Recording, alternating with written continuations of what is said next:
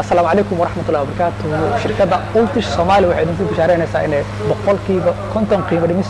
ay idin samaysay adeegyada kala duwan ee dhanka tiknoolajiyadda haddii ahaaneed samaynta iyo horumarinta website-yada haddii aad u baahan tahay in lagu dhiso ama lagu horumariyo website ama application ama haddii aad doonaysid software ku habboon businesskaaga in lagugu sameeyo shirkadda Ultish waxay idin siinaysaa qiimo dhimistii ugu ballaarneed oo ah boqolkiiba 50 fadlan haddii aad u baahan tahay ama aad tahay hospital oo u baahan tahay hospital management system haddii aad tahay yani school ama jaamacad u baahan in loo sameeyo learning management system ama university management system si jaamacadooda ay ugu manage gareeyaan haddii aad maqaayad tahay ama haddii aad supermarket tahay oo aad doonaysid POS point of sale software haddaba waxaa idin siin doonaa qiimo dhimistii ugu ballaarneed oo ah boqolkiiba 50 si aad u heshid qiimo dhimistan fadlan ku dhufo linkigan hoose kadibna buuxi yani landing page kan aad arkaysid